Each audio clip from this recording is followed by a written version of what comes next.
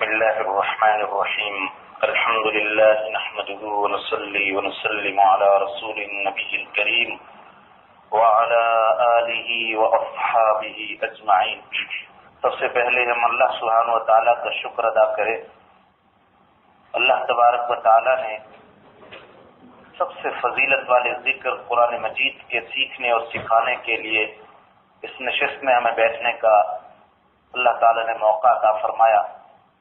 ایک آیت کا سیکھنا حدیث شریف میں آتا ہے، اللہ تبارک و تعالیٰ اس پر 100 نفل سے زیادہ ثواب عطا فرماتا. اور ایک پارے کی آیات کا آپ اندازہ فرما لیجیے کہ کتنی تعداد میں ہم اللہ تعالیٰ کی توفیق سے ان آیات کو سیکھیں گے. آج کی اس نشست میں قرآن کریم کے 6 پارے کے خاص مضامین اور ان کا خلاصہ پیش کیا جائے گا.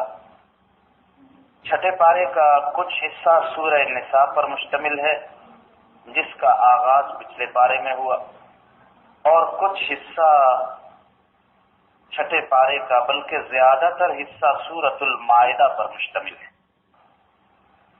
5ویں پارے کے آخر میں اللہ سبحانہ و تعالیٰ نے منافقین کی دسیسہ کاریوں، ان کی سازشوں اور ان کی بری خصلتوں کا ذکر فرمایا،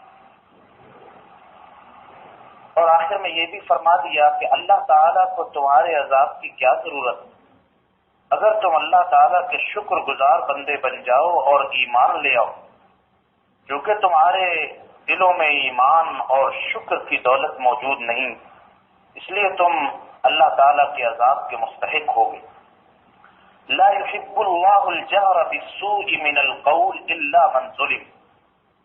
یہاں سے اللہ تبارک و تعالیٰ نے یہ ارشاد فرمایا کہ کسی کی بری باتیں، کسی کی بری عادات کو ظاہر کرنا اور بیان کرنا یہ اللہ سبحانہ و تعالیٰ کو پسند نہیں.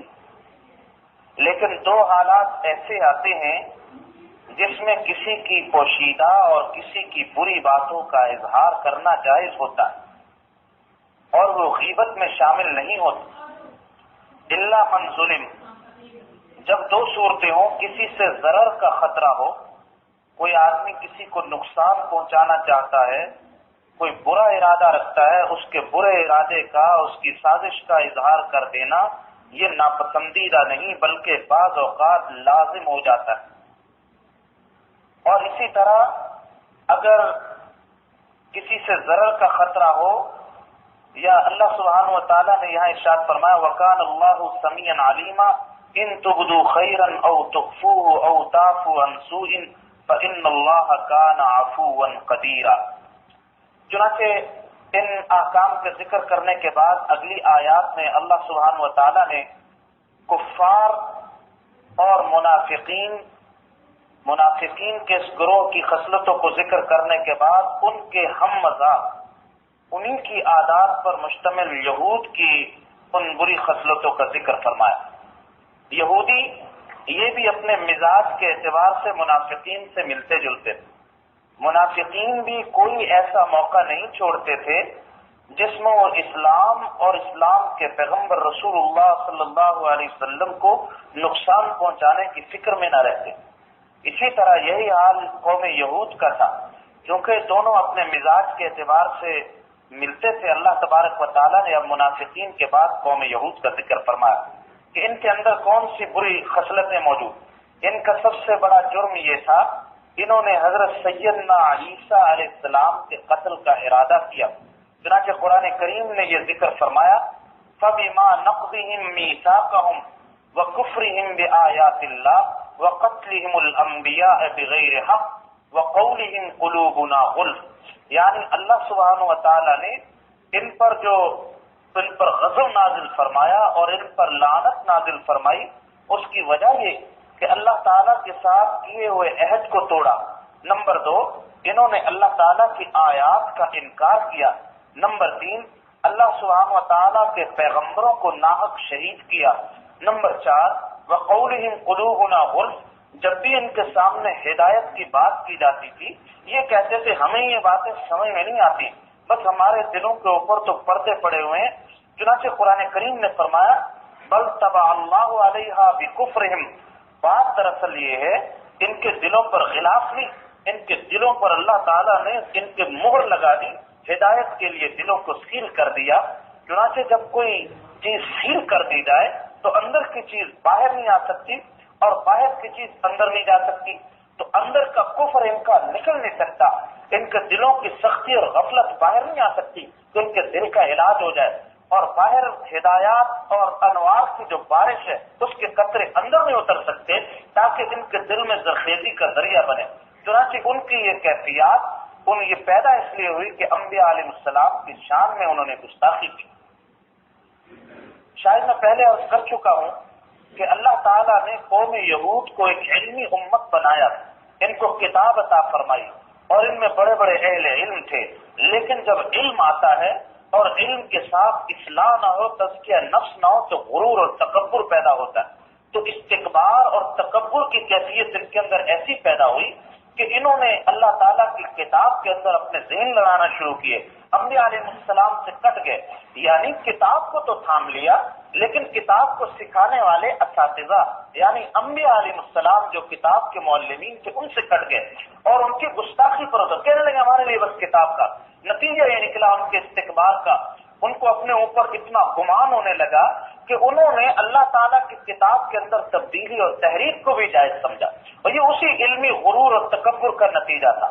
اگر ان کے اوپر انبیاء علیہ السلام کا ہاتھ ہوتا، ان کو منع کرتے، دیکھو تمہاری ذہانت تمہارے علم کا یہ مطلب نہیں کہ تم اللہ تعالیٰ کی کتاب کے اندر اس کے اندر کانٹ چھانٹ شروع کر دو، اپنی طرف سے احکام کے اندر تبدیلی شروع کر دو، اپنی رائے سے اس کا مطلب بیان کرنا شروع کر دو، نہیں، بلکہ کتاب کی مراد بھی اللہ سبحانہ جو اللہ کی مراد ہے اسی کے مطابق عمل کرنا ضروری، یہ نہیں کہ جو تمہارا خیال ہے اس کے مطابق کتاب اللہ کو سمجھنا شروع۔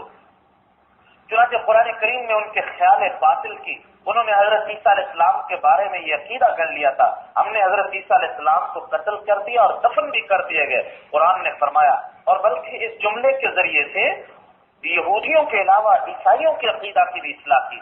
عیسائی کہنے لگے حضرت عیسیٰ علیہ السلام کو سولی پر چڑھایا گیا تھا، بعد میں اللہ تعالیٰ نے آسمانوں پر ان کو اٹھا لیا۔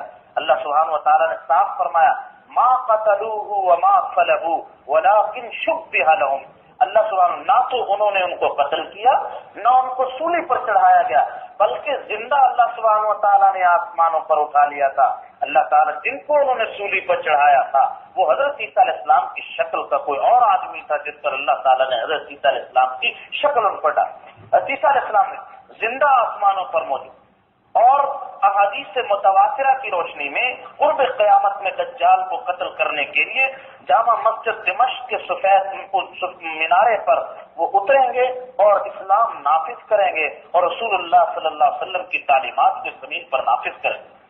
اور جب پیغمبر نائب ہونے کی حیثیت سے بھی آئے تب بھی اس کی پیغمبری کی شان اور اس کا عہدہ ختم نہیں ہوتا، پیغمبر کبھی بھی معزول نہیں ہوا کرتا، اس لیے کہ پیغمبری اپنی درخواست دے کر نہیں ہوتی، پیغمبری اللہ تعالیٰ کے اجتباء اور انتخاب کی بنیاد پر ملتی، جس کو اللہ چاہتے ہیں اپنا پیغمبر بناتے ہیں۔ یہ نہیں کہ وہ آدمی محنت مجاہدہ کر لے اور بہت زیادہ اس کے اندر ریاضت کر لے، ایک اسٹیج ایسا آئے گا کہ یہ پیغمبر بن جائے گا، نہیں، اللہ سبحانہ اب تو نبوت کا دروازہ بند کر دیا۔ اب کوئی شخص اگر اپنے پورے جسم کو کھجور کی خشک چھال کی طرح بھی بنا دے عبادت کر کر کے، وہ قیامت تک پیغمبر نہیں ہو سکتا، اور وہ شخص کیسے پیغمبر ہوگا؟ وہ اور کون سا ہو سکتا ہے کہ وہ آدمی اپنی خواہشات نفس کا شکار ہو اور وہ دنیا کا حریص ہو، وہ کیسے پیغمبر ہو سکتا ہے؟ چنانچہ اللہ تعالیٰ نے نبوت کا دروازہ حضرت صلی اللہ علیہ وسلم پر بند کر دیا۔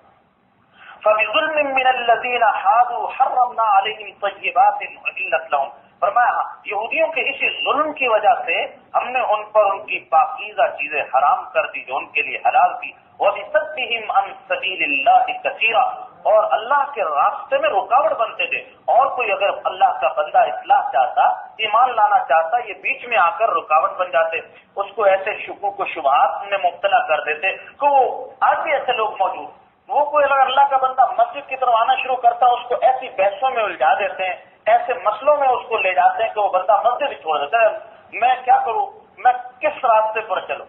اب سب سے زیادہ ضرورت اس بات کی ہے کہ اللہ کے بندوں کو اللہ کے گھر کی طرف لایا جائے، اختلافی باتوں سے، الجھنے کی باتوں سے، پریشان کرنے والی باتوں سے اعتراض کیا جائے، تاکہ یکسوئی کے ساتھ بندے اللہ کی طرف رجوع کر سکیں اور اللہ کے صحیح عبادت گزار بندے. وَأَخْذِهِمُ الرِّبَا وَقَدْ نُهُوا عَنْهُ وَأَكْلِهِمْ أَمْوَالَ النَّاسِ بِالْبَاطِلِ. یہودیوں کا ایک اور جرم تھا عقیدے کے اعتبار سے یہ خرابیاں، دوسرا معاملات میں یہ خرابی تھی کہ وہ سود کا لین دین کر. یقین جانیے قرآن کریم نے اس زمانے کے بنی اسرائیل کے جو یہودی سود کا لین دین کرتے تھے، آج بھی پوری دنیا میں سودی معیشت کا دار و مدار انہیں یہودیوں کی سازشوں پر. یہ جتنا بینکنگ کا سسٹم چل رہا ہے اور اسلامی معیشت اور اسلامی طریقہ جو مالیاتی طریقوں میں رکاوٹوں کے ذریعے بھی یہی بنتے، کیونکہ ان سارے جتنے بھی سسٹم فائنانس کے، معیشت کے، جتنی بڑی بڑی یونیورسٹیوں میں پڑھائے جاتے ہیں، آپ دیکھیے بڑی بڑی یونیورسٹیاں جہاں لوگ MBA کرتے ہیں، PhD کرتے ہیں، ان سب کا خلاصہ یہ ہے کہ ان مسلمان نوجوانوں کو یہ پڑھاؤ کہ کس طرح لوگوں کے اموال اکٹھے کر کے ان کی ملٹی نیشنل کمپنیوں میں ان کے خزانوں کو بھرنا. یہ ساری معیشت کے سسٹم یاد کسی جگہ بھی کوئی اسلامی کوئی طریقہ کار کہ کس طرح اموال کو اللہ سبحانہ و تعالیٰ نے اموال کا ایک منصفانہ نظام بنایا. اللہ تعالیٰ چاہتے ہیں، ہم یہ نہیں چاہتے کہ کچھ لوگ امیر سے امیر ہوتے چلے جائیں، کچھ غریب ہو جائیں. اس سے ظلم، اس سے جرائم، اس سے ڈاکے، اس سے قتل و غارت کرنی پڑے گی. ہمارا نظام یہ، ہم چاہتے ہیں اموال لوگوں کے درمیان امیر غریب کا تو فرق ہو لیکن زمین و آسمان کا فرق نہ ہو. لیکن یہودی سسٹم سود کے اس نظام کے اندر یہی چیز ہے. اور آج بھی جتنا بڑا سسٹم جو چلایا جا رہا ہے وہ سارا کا سارا یہ یہود کی خدمت، کیونکہ وہ مسلمانوں کے اموال کو، اب دیکھیں مسلمانوں کو اللہ سبحانہ و تعالیٰ سب سے زیادہ امیر بنایا اور اللہ تعالیٰ نے ہر قسم کے اموال سے، ہر قسم کی نعمتوں سے مالا، لیکن اپنے اموال اور اپنی نعمتوں سے یہ مستفید نہیں ہو رہے، بلکہ وہ کنگال جو ایک ہفتے کی جمع پونجی بھی جمع نہیں کر سکتے، وہ لوگ مسلمانوں کے اموال سب پر رہے ہیں. نہیں ایسے حالات، وہ سارے وہ سسٹم کا نتیجہ، وہ سب کچھ کھینچ کھانچ کے انہوں نے مسلمانوں کے اموال کو. وَأَخْذِهِمُ الرِّبَا وَقَدْ نُهُوا عَنْهُ وَأَكْلِهِمْ أَمْوَالَ النَّاسِ بِالْبَاطِلِ. اور وہ مسلمانوں کا مال باطل طریق اور وہ اپنے لوگوں کا مال باطل طریقوں سے کھاتے. قرآن کریم نے ان کے جرائم کو ذکر فرمایا. چنانچہ یہودیوں کے ان بری خصلتوں کے ذکر کرنے کے ساتھ ساتھ اللہ تبارک و تعالیٰ نے نصارہ کا ذکر بھی فرمایا. جب یہودیوں کا ذکر آتا ہے، جو یہودی انبیاء علیہ السلام کی گستاخی پر اترے، تو اس کے مد مقابل دوسری قوم جو نصارہ تھی، جو انبیاء اور پیغمبر کی محبت میں اتنی آگے بڑھ گئی کہ اللہ اور بندے کے فرق کو مٹا دیا اور کہنے لگے حضرت عیسیٰ علیہ السلام خدائی میں شریک.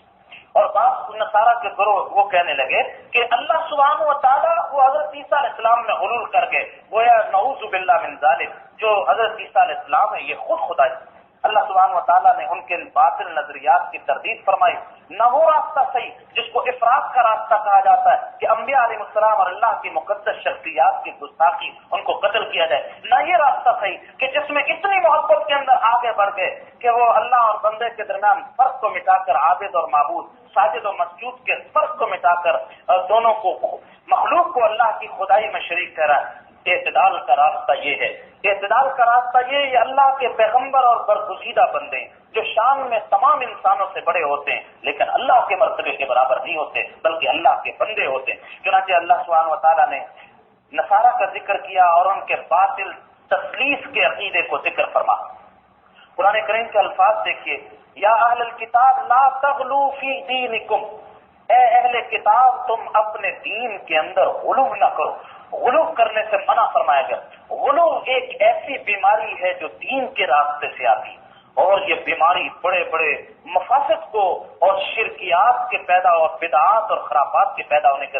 غلو کا معنی ہوتا ہے اللہ نے جو حدیں مقرر کی اس سے آگے بڑھ جانا، یا افراط کا شکار ہو جانا یا تفریط کا شکار.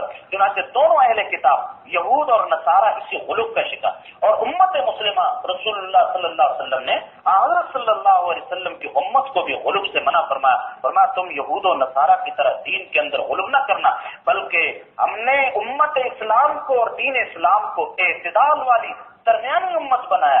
یہ ایسا نہیں کہ افراط اور تفریط والی امت. وَجَعَلْنَاكُمْ أُمَّةً وَسَطًا، ہم نے تمہیں امت وسط درمیانی اور اعتدال والی امت بنایا. ایسا نہیں کہ بالکل اولیاء اللہ اور انبیاء علیہ السلام کے گستاخ بن جائے. کسی بزرگ کا نام آئے تو دل کے اندر پریشانی شروع ہو جائے، ماتھے پہ بلش پڑنا ہے بزرگوں کے اولیاء اللہ کے نام. ایسا بھی نہیں. اور ایسا بھی نہیں کہ اولیاء اللہ کا نام آ جائے تو فوراً جبین نیاز سجدے میں گر جائے، اس کی بھی اجازت۔ ہاں، اولیاء اللہ ہمارے لیے محترم، ان کے ملفوظات، ان کی تعلیمات ہمارے لیے مشعل راہ ہیں، لیکن اللہ کے بندے ہیں، اللہ کے ساتھ شریک نہیں، ہمارے مشکل کشا نہیں ہیں، ہمارے لیے وہ محبوب ہیں۔ ہم ان سے راہ سنت پر چلنے کے طریقے سیکھیں گے، لیکن ان کی عبادت ان کو اللہ سبحانہ و تعالیٰ کی اور نبوت کے اندر اس کو شریک نہیں ٹھہرائیں۔ چنانچہ یہ اعتدال کا راستہ ہمیں بتلایا گیا۔ ایک واقعہ قرآن کریم نے ذکر فرمایا، لن يستنكف المسيح ان يكون عبدا لله ولا الملائكة المقربون۔ ارے اللہ کے بندے اللہ کی عبادت کیوں نہیں کرتے، جبکہ حضرت مسیح کو بھی کوئی آر نہیں تھی کہ وہ اللہ کے بندے بن۔ انہوں نے تو پنگوڑے کی حالت میں 1.5-2 ماہ کے بچے تھے، اس وقت کہہ دیا تھا انی عبد اللہ، میں اللہ کا بندہ ہوں۔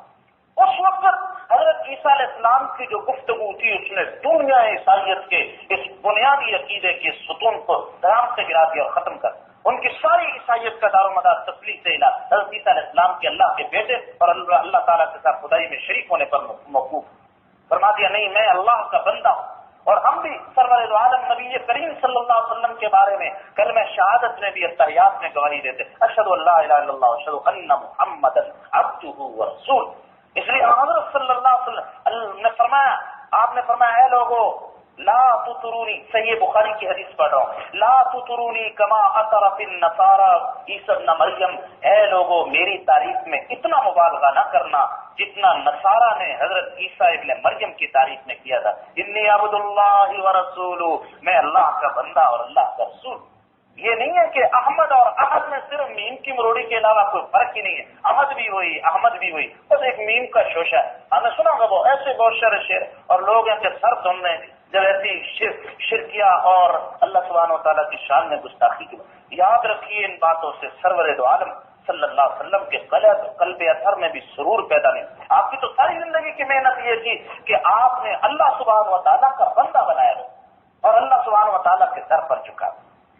چنانچہ فرمایا کہ اللہ سبحانہ و تعالیٰ کے مقرب فرشتے بھی اللہ کی بندگی میں آر محسوس نہیں۔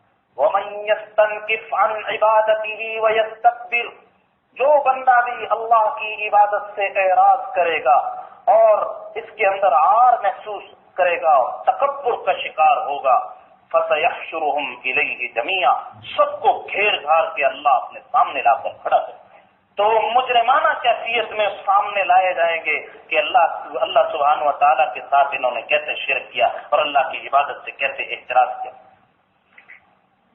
چنانچہ اللہ سبحانہ و تعالیٰ نے آخر میں سورہ نساء کے اس کے آغاز کی طرح دوبارہ مظلوم خواتین کے حقوق اور ان کی میراث اور یتیموں کے اموال کے بارے میں اللہ تبارک و تعالیٰ نے تعلیمات ارشاد فرمائی۔ سورہ نساء کا موضوع چونکہ یہی تھا، جیسے کہ شروع میں بھی معلوم ہوا کہ اس میں عورتوں کے احکام اور ان کے حقوق کے بارے میں تعلیمات ارشاد فرمائیں گی، آخر میں پھر اسی طرح خواتین کے احکام کو ذکر فرمایا گیا۔ فرمایا کہ فَلِلذَّكَرِ مِثْلُ حَظِّ الْأُنثَيَيْنِ، اللہ تعالیٰ نے مردوں کا حصہ عورتوں سے ڈبل رکھا۔ اگر بہن بھائی میراث میں شریک ہوں تو بھائی کو ڈبل ملے گا، بہن کو اس سے آدھا ملے گا۔ اولاد میں بیٹے بیٹیاں شریک ہوں تو بیٹے کو دگنا ملے گا، بیٹی کو۔ اللہ تعالیٰ کا نظام بڑا عادلانہ، بڑی حکمت والا ہے، اس لیے کہ یاد رکھیں اللہ تعالیٰ نے عورت کے ذمے کمانا خرچ کوئی چیز نہیں ہے، وہ گھر کی ماچس بھی اس کے ذمے نہیں ہے، اس کے ذمے تو گھر میں بچوں کی تربیت اور گھر کے نظام کو سنبھالنا، کما کر لانا مرد کی ذمہ داری۔ تو چونکہ جب وہ نکاح کر کے کسی شوہر کے عقد میں جائے گی اس کا خرچہ اس کے ذمے، اللہ نے اس کے لیے میراث کا حصہ نصف رکھ دیا گیا۔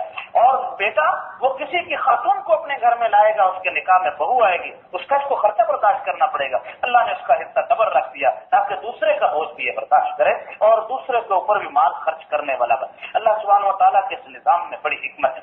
ہمیں حکمت سمجھ میں آئے نہ آئے لیکن ہم اس بات کے مکلف اور پابند ہیں کہ اللہ تبارک و تعالیٰ کے ان احکام اور ان کی تعلیمات پر ہم عمل پیرا ہوں۔ سورہ نساء کے بعد اگلی سورت جس کا ہم آغاز کر رہے ہیں یہ سورۃ المائدہ ہے۔ سورۃ المائدہ مدنی سورت، اس میں 120 آیات ہیں۔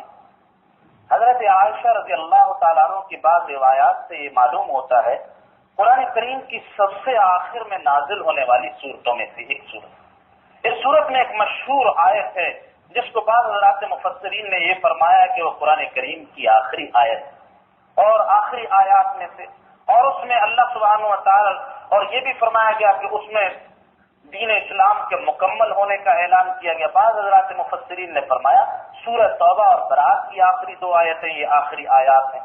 بہرحال اس سورت کے بارے میں اتنی بات طے شدہ ہے، اس میں اللہ تبارک و تعالیٰ نے عقائد سے زیادہ حلال و حرام کے تشریع اور شریعت کے احکام زیادہ ذکر فرمائے ہیں، کیونکہ یہ مدنی صورت ہے۔ مکی صورتوں میں زیادہ عقائد پر زور دیا گا، ایمان کے بنانے پر، اور مدنی صورتوں میں احکام اور عملی زندگی کے بارے میں ہدایات ارشاد فرمائی۔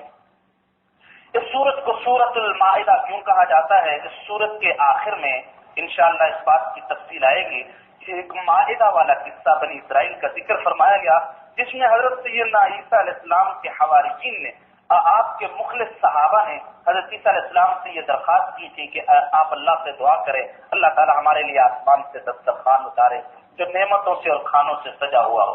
کیونکہ مائدہ کا معنی دسترخوان ہے، اسی مناسبت سے اس سورت کا نام سورۃ المائدہ رکھا گیا۔ اس سورت کے شروع میں یہ فرمایا گیا یا ایھا الذین آمنوا اوفوا بالعقود، اے ایمان والو تم ہر قسم کے عقود کو پورا کرو۔ عقود عقد کی جمع، عقد کا معنی ایک چیز کو دوسری سے باندھنا۔ جب 2 بندوں کا آپس میں معاملہ ہو اس کو عقد کہا جاتا ہے، کیونکہ وہ ایک عہد کے اندر پابند ہو جاتے ہیں اور بندھ جاتے ہیں، اس لیے اس کو عقد کہا جاتا ہے۔ تو میاں بیوی کا نکاح یہ عقد نکاح کہلاتا ہے۔ معاملات خرید و فروخت کے یہ عقد بیع و شراء کہلاتے ہیں۔ کسی کو اپنے کاروبار میں شریک کرانا یہ عقد شرکت کہلاتا ہے۔ کسی کو کرائے پر کوئی چیز دینا اس کو عقد اجارہ کہا جاتا ہے۔ کسی کے پاس کوئی امانت چیز رکھ دینا یہ عقد امانت کہلاتا ہے۔ عقد ہبہ، بہت سارے عقود ہیں، چنانچہ سارے کے سارے عقود یہ جو بندوں کے درمیان یہ بھی داخل ہیں اور وہ عقود بھی داخل ہے جو بندے اور اللہ کے درمیان۔ اس لیے کہ لا الہ الا اللہ یہ بھی ایک عقد ہے۔ ہم اللہ تعالیٰ کی بندگی میں بند چکے ہیں، ہم یہ ایک بات کا عہد کر چکے ہیں کہ اب ہماری زندگی اللہ کے احکام کے علاوہ نہیں گزرے گی، اللہ تعالیٰ کے احکام کی پابندی کے ساتھ۔ اور محمد الرسول اللہ بھی ایک عقد ہے کہ اب ہماری زندگی حضرت صلی اللہ علیہ وسلم کی تعلیمات کے مطابق بسر ہو۔ چنانچہ ہر قسم کے عقود کو پورا کرنے کا حکم فرمایا گیا۔ یا ایھا الذین آمنوا اوفوا بالعقود، اے ایمان والو تم ہر قسم کے عقود کو پورا کرو۔ آگے اللہ تبارک و تعالیٰ نے یہ فرمایا ہم نے تمہارے لیے جتنے بھی چوپائے ہیں وہ حلال کیے ہیں جانور، ہاں سوائے ان کے جن کی ابھی تلاوت کی جائے گی اور تمہیں بتلایا جائے گا، ان جانوروں کے علاوہ باقی سارے کے سارے جانور حلال۔ چنانچہ جتنے بھی چوپائے مویشی جانور ہیں یہ اللہ سبحانہ و تعالیٰ نے ان کو حلال کیا ہے۔ جنگلی جانوروں میں وہ جانور جو پنجوں سے اور اپنے ناخنوں سے شکار کرنے والے وحشی جانور کھلاتے، اور اس کے علاوہ جو خبیث طبیعت کے جانور ہیں اس کے علاوہ اللہ تبارک و تعالیٰ نے تمام جانوروں کو حلال کیا۔ جیسے چوہا ہے یہ خبائث میں داخل ہے، گو ہے خبائث، اس قسم کی جو چیزیں، اسے بعض چیزیں ایسی ہیں جو پرندوں میں بھی یہ ارشاد فرما ہے جو پرندے اپنے پنجوں کے ذریعے سے شکار کرتے ہیں، پنجوں کے ذریعے سے پکڑتے نہیں، پنجوں کے ذریعے سے شکار کرنے والے جو پرندے ہوتے ہیں وہ بھی درندے ہی کہلاتے ہیں، ان کو بھی حرام کر دیا گیا۔ اس کے علاوہ باقی پرندوں کو حلال کیا۔ یہ الگ بات ہے کون سے پرندے ایسے ہیں جس میں طبی منفعت موجود ہے، وہ بات ایسے بھی ہو سکتے ہیں جس کے اندر طبی اعتبار سے وہ کسی بعض حالات میں کسی شخص کے لیے وہ نقصان دہ ہو، وہ دوسری بات۔ جیسے مچھلی حلال اور طیب ہے لیکن وہ کسی شخص کے لیے اگر صحت کے اعتبار سے مضر ہو جائے تو وہ ایک وقتی چیز ہوتی ہے۔ جیسے اللہ سے گائے کا گوشت حلال ہے لیکن کسی کو اگر ڈاکٹر منع کر دے اس کو حرام ہونے کی وجہ سے نہیں بلکہ اس وجہ سے کہ اس کی طبیعت اس کے گوشت کو برداشت کرنے کی طاقت نہیں رکھتی۔ تو چیزوں کا حلال و حرام ہونا اور چیز ہے، اس کا نفع مند ہونا یہ ایک اور الگ چیز ہے جس کا ان احکام کے ساتھ تعلق ہے۔ آگے قرآن کریم نے فرمایا کہ احرام کی حالت میں شکار کرنا وہ محرم کے لیے منع ہے۔ خشکی کے جانوروں کا شکار احرام کی حالت میں منع فرما دیا گیا۔ یا ایھا الذین آمنوا لا تحلوا شعائر اللہ ولا الشہر الحرام ولا الہدی ولا القلائد ولا آمین البیت الحرام۔ اللہ سبحانہ و تعالیٰ نے شہر حرام، اسی طرح وہ جانور جو حج کی قربانی کے طور پر لے جایا جاتا ہے اس کو ہدی کہتے ہیں، اور وہ جانور جس میں خاص ہار ڈال دیا جاتا ہے، قلادہ ڈال کر یہ نشانی ظاہر کی جاتی ہے، یہ احرام کا اور حج کا جانور ہے۔ اور اسی طرح فرمایا کہ ان اللہ تعالیٰ کی بڑی بڑی نشانیوں کی حرمتوں کو پامال نہ کرو بلکہ ان کی حدود کا خیال رکھو۔ حرمت علیکم المیتۃ والدم ولحم الخنزیر وما اہل بہ لغیر اللہ۔ فرمایا کہ اللہ سبحانہ و تعالیٰ نے تم پر بعض چیزیں حرام کی، جیسے ابھی فرمایا اللہ تعالیٰ نے تمہارے لیے مویشی جانوروں کو، پالتو جانوروں کو حلال کر دیا، جیسے گائے، بھینس، بکری، اونٹ، یہ سارے جانور حلال ہیں۔ لیکن ہم ابھی بتلاتے ہیں وہ کون سے جانور حرام ہیں. فرمایا وحرمت علیکم المیتۃ والدم، تمہارے اوپر مردہ جانور بھی حرام. جو جانور خود بخود طبی موت مر جائے اس کو کھانے کی اجازت نہیں. اسی طرح وہ جانور جس کو ذبح کرتے وقت اللہ سبحانہ و تعالیٰ کا نام نہ لیا جائے وہ جانور بھی مردہ ہوتا ہے. وہ جانور بھی مردار کے حکم میں. عمدن اگر جان بوجھ کر اللہ کا نام نہیں لیا وہ جانور مردہ، اس کو کھانے کی اجازت نہیں. ولحم الخنزیر والدم، اور خون، جو خون ہے یہ بھی حرام. اس خون سے مراد قرآن کریم نے آگے جا کر فرمایا دمم مسفوح، بہنے والا خون. جیسے جانور سے جو بہنے والا خون لگتا ہے اس کو کھانے اور کسی اپنی خوراک میں استعمال کرنے کی اجازت ہے. البتہ وہ خون جو بہ جانے کے بعد اگر گوشت کے ساتھ لگا ہوا، جو بہنے والا نہیں، یہ گوشت کی بوٹی سے رشتہ ہے، جو ذبح کے بعد وہ خون ناپاک بھی نہیں ہوتا، اور اس خون کو دھوئے بغیر اگر کھانا پکا لیا جائے تو وہ کھانا ناپاک نہیں. یہ وہ خون جو ذبح کے دوران بہ جانے کے بعد گوشت کے اندر باقی رہے گا، وہ دم مسفوح نہیں کہلاتا. لحم الخنزیر، فرمایا خنزیر کا گوشت بھی حرام. خنزیر کو اللہ سبحانہ و تعالیٰ نے نجس العین بنایا. یہ جس طرح دوسری نجاستیں پاخانہ یہ اس قسم کی، یہ پورا جانور اسی کی ایک مثال. نجس العین کا مطلب یہ ہوتا ہے اس جانور کا ہر حصہ ناپاک اور حرام. اس کے کھال، اس کی اون، اس کے سینگ، اس کی ہڈیاں اور اس کا گوشت ہر حالت. لہذا جن جن چیزوں میں خنزیر استعمال ہو یا خنزیر کی چربی استعمال ہو وہ ان چیزوں کو کھانا اور استعمال کرنا ناجائز اور حرام. خاص طور پہ جو باہر ممالک میں جانے والے حضرات ہیں یا باہر رہنے والے، ان کو زیادہ اس چیز کی فکر کی ضرورت ہے، اس لیے کہ ہمارے ہاں اس کی چربی سے خاص چیز جیلیٹن بنتی. اگر وہ جیلیٹن ہمارے اس ملکوں میں تیار ہو تو یقیناً گائے اور بھینس ان چیزوں سے تیار ہوتی. لیکن باہر کے مغربی ممالک میں جو جیلیٹن تیار ہوتی وہ عام طور پر پگ خنزیر سے تیار ہوتی، اور خنزیر وہاں ایسے پالے جاتے ہیں جیسے ہمارے یہاں بریلر مرغی پالی جاتی ہے، اس کے فارم بنے ہوئے. اس لیے وہاں کھانے پینے کی چیزوں میں بڑی احتیاط کی ضرورت ہے اور یہ معلوم ہونا چاہیے. اور وہاں کی چیزوں کے بارے میں کون سی چیزیں، ہمارے ایک محترم دوست ہے مفتی صاحب، برطانیہ کے بڑے مفتیوں میں سے مفتی یوسف ساجد صاحب، وہاں ڈیوزبری میں مفتی، ان کی کتاب بھی اسلامک فیڈز کے نام سے، اور ان کا ای میل بھی اگر آپ حضرات چاہیں گے وہاں کے کسی دوستوں کو دینے کے لیے میں دے دوں گا. وہاں کے احوال کے اعتبار سے انہوں نے فیکٹریوں میں جا کر چیزوں کے بارے میں تحقیق کر کے وہ کتاب لکھی جس میں یہ بتلایا گیا کہ کون سی چیزیں ایسی جو حلال ہے، کون سی حرام. اسی طرح فرمایا وما اہل به لغیر اللہ بھی والمنخلقۃ والموقوذۃ والمتردیۃ والنطیحہ، بہت سارے جانوروں کی اقسام ذکر کی گئی. ان میں سے ایک یہ ذکر فرمایا گیا وہ جانور جس پر اللہ کے علاوہ غیر اللہ کا نام لے دیا گیا، وہ جانور بھی حرام. ذبح کرتے وقت اگر غیر اللہ کا نام لیا گیا وہ جانور. دو باتیں الگ الگ ہیں. ایک یہ کہ ذبح کرتے وقت غیر اللہ کی خوشنودی مقصود ہے، یہ خوش ہو کر ہمارے مسئلے حل کر دے گا. کسی بزرگ کے بارے میں، کسی ولی اللہ کے بارے میں، وہ جانور حرام ہو جاتا. دوسری بات یہ کہ ذبح کرتے وقت نام بھی اللہ کا لیا گیا اور مقصود بھی اللہ کی رضا اور ثواب ہے، لیکن وہ ثواب وہ اپنے والدین میں سے، اپنے بزرگوں میں سے کسی کے نام پہ پہنچا دیا گیا، یہ اس میں داخل نہیں ہے، یہ اس کے اندر ممانت میں داخل نہیں. جیسے کسی کے نام کی قربانی کرنا، والدین کے لیے قربانی کرنا، حضرت صلی اللہ علیہ وسلم کے لیے قربانی، اس کا مطلب وہ الا بھی غیر اللہ نہیں ہوتا. مطلب یہ ہوتا ہے کہ اللہ اس قربانی پر جو ہمیں ثواب عطا فرمائیں گے وہ ثواب ہم نے آگے اپنے والدین کو، اپنے بزرگوں کو ہدیہ کر دیا. فرمایا کہ ان جانوروں کے ان حرمت کے احکام کو ذکر فرمایا گیا.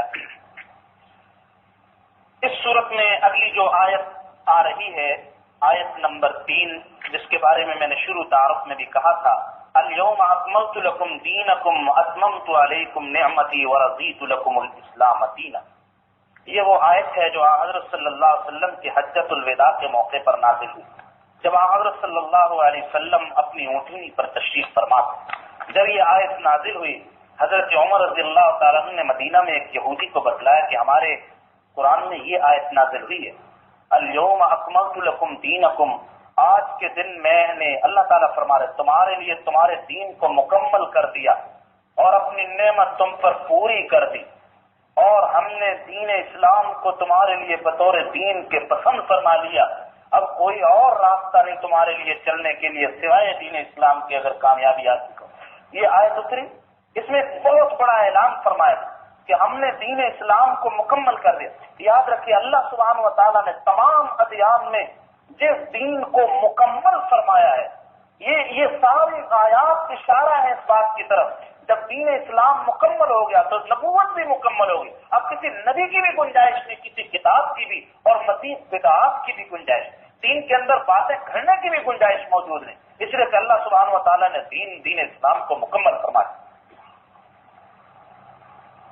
اس اسلام کو اللہ تعالیٰ نے مکمل اس طرح سے فرمایا، اس میں عقائد کے اعتبار سے پورا نظام عطا فرمایا اور عبادات کا مکمل نظام، اسی طرح معاشی نظام، ہر سطح پر ایک ایک مسئلہ، ایک ایک ایگریمنٹ، دنیا کی جدید سے جدید کاروبار کی صورتیں پیش آئی، جیسی مرضی وجود میں آتے رہے، ہر چیز کا شریعت میں حل موجود اور اس میں شریعت کی طرف سے رہنمائی موجود۔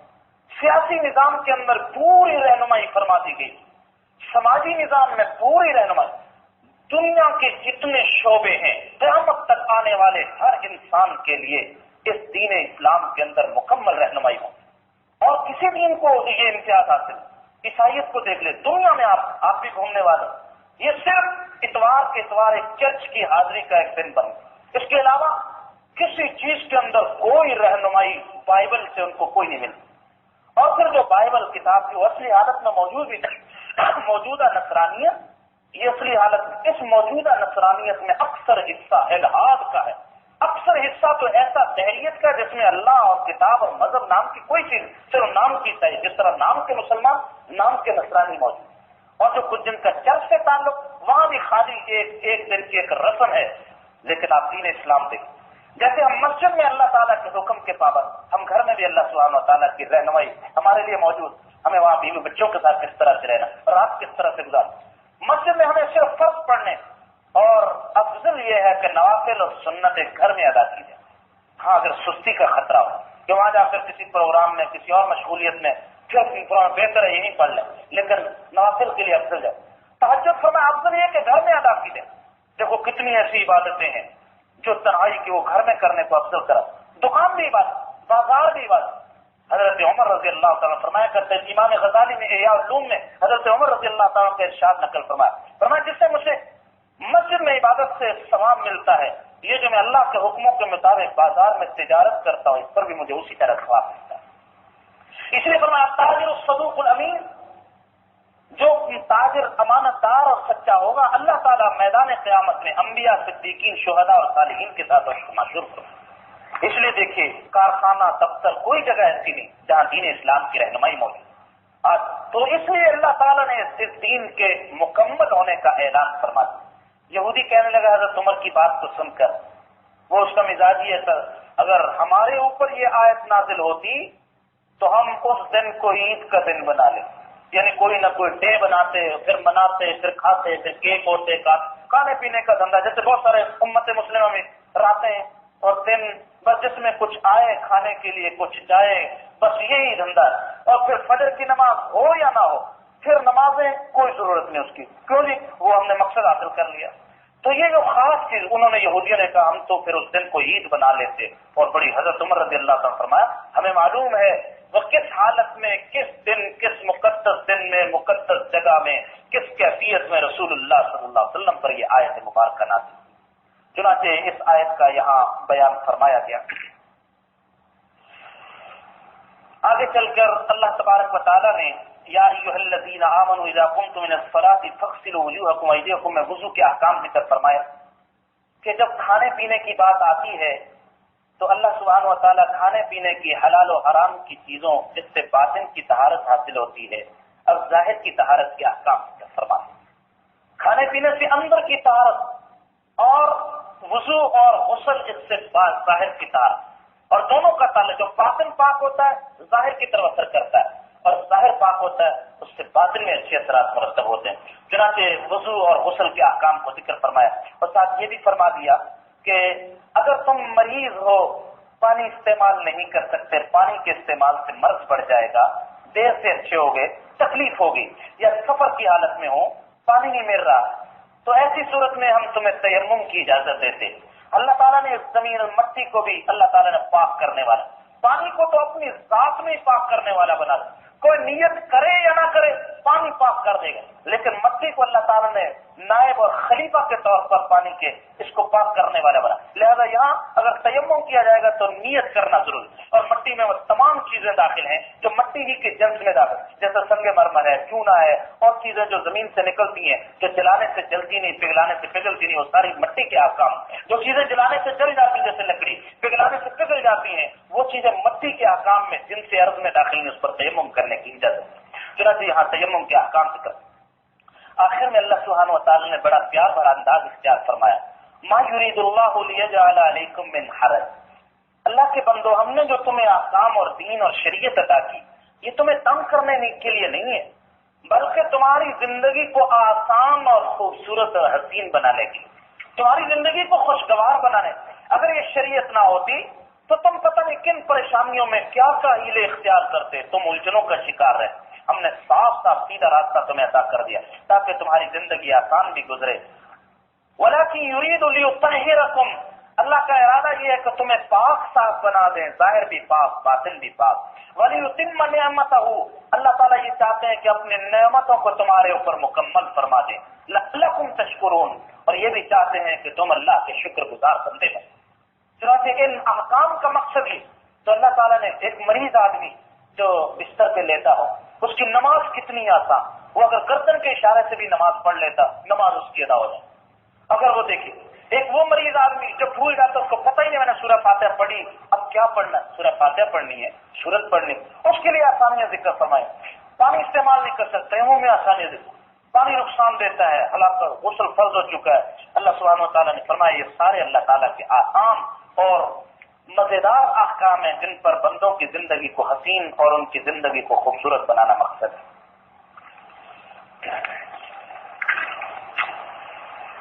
چنانچہ طہارت کے ان احکام کو سورہ مائدہ میں یہاں ذکر فرمایا گیا۔ اس کے بعد اللہ تعالیٰ نے وَلَقَدْ أَخَذَ اللَّهُ مِيثَاقَ بَنِي اسرائیل میں بنی اسرائیل سے لیے جانے والے ایک عہد کا ذکر فرمایا۔ ان سے جو امامت چھن گئی اور وہ جو زوال کا اور اللہ کے غضب کا شکار ہوئے، ان پر عذاب نازل ہوئے، وہ کس وجہ سے؟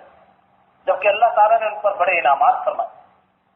تو اس میں یاد دلایا جا رہا ہے امت مسلمہ کو، لوگ تم بھی سوچو، تم پر بھی اللہ تعالیٰ نے انعامات کی بارش کر رہا، تم نے بھی ایک عہد کیا، اگر تم عہد کو توڑو گے، اللہ کے ناشکرے بنو، کہیں ایسا نہ ہو کہ تم پر اللہ تعالیٰ کی پکڑ نازل ہو جائے، تم اللہ تعالیٰ کی گرفت میں نازل ہو جاؤ، رحمت کے سائے اللہ تعالیٰ کے ہٹ جائے، یہ بڑی پریشانی کی صورت ہوگی۔ ہم فرمایا اللہ تعالیٰ نے بنی اسرائیل سے وعدہ لیا، وَبَعَثْنَا مِنْهُمُ اثْنَيْ عَشَرَ نَقِيبًا وَقَالَ اللَّهُ إِنِّي مَعَكُمْ، 12 نگران بنائے گئے۔ اللہ تعالیٰ نے فرمایا میں تمہارے ساتھ ہوں، لیکن یاد رکھو اگر تم نماز قائم کرتے رہو، زکوٰۃ دیتے رہو، میرے رسولوں پر ایمان لاؤ، ان اوصاف سے غور کی، وَعَزَّرْتُمُوهُمْ، یہ کام ہماری لسٹ سے نکل گیا، اور تم ہمارے رسولوں کی تعظیم، توقیر اور ان کے کاموں میں ان کی نصرت اور مدد کرو۔ وَأَقْرَضْتُمُ اللَّهَ قَرْضًا حَسَنًا، اور اللہ تعالیٰ کو اچھا قرض دو، یعنی اللہ کی راہ میں خرچ کرو۔